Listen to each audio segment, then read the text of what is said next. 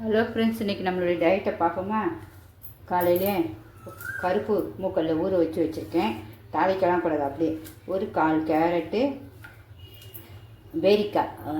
நம்ம இந்த ஊட்டி பேரிக்கான்னு சொல்லலாம், அது இப்போ வருது. அதனால் சரி 2 துண்டு, அதில் வேறு ஒன்றும் இல்லை.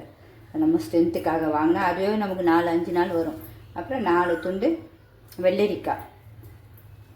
கொய்யாக்காய் 2 பீஸ். கொய்யாக்காய் இது நோய் எதிர்ப்பு சக்தி எல்லாம் இருக்குது.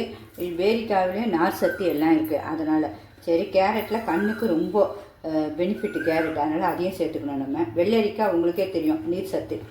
அப்புறம் இந்த பழமும் வாங்கியிருக்கேன். இது எனக்கு க்ளீனாக பேர் தெரில, ஆனால் ரொம்ப டேஸ்ட்டாக இருக்குது. இந்த சீசனில் வரும். உள்ளது பிறகு நுங்கு மாதிரி இருக்கும். இதுவும் 2 பழம் உரித்து சாப்பிடுவேன் இப்போ காலையிலைக்கு.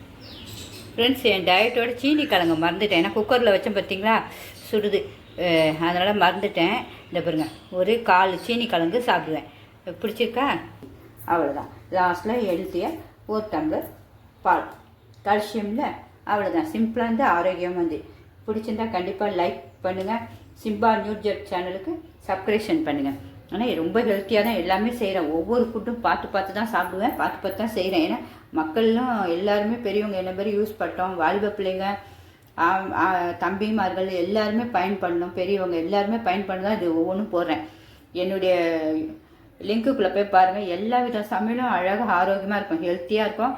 கடை ஃபுட்டு எதுவுமே இருக்காது. இந்த சோடாமோவோ அஜினோமோட்டோ வேறு எந்த ஐட்டமே இருக்காது. இது இந்த கரம் மசாலா கூட கடையிலேருந்து எதுவுமே வாங்க மாட்டேன். எல்லாமே வீட்டில் தான் அரைப்பாங்க. அதனால தான் சொல்கிறேன், மறுபடியும் என் சமையல் பிடிச்சதா கண்டிப்பாக ஒரு லைக் பண்ணுங்கள். ஒருத்தராவது பயனடையணும், அதுக்காக தான் போடுறேன், வேறு ஒன்றும் இல்லை. எல்லாமே நல்லா இருக்கும். இதெல்லாம் சும்மா அரை உப்பு கூட போட மாட்டேன், 1/4 உப்பு தான். நமக்கு ஒரு 50 வயசுக்கு மேலே நமக்கு உப்பும் ரொம்ப சேர்க்கக்கூடாது. அதனால் எல்லாமே கொஞ்சம் டயட்டாக வச்சுப்பேன், உடம்ப டேஸ்ட்டாக. வேறு ஒன்றும் இல்லைங்க. பாய்.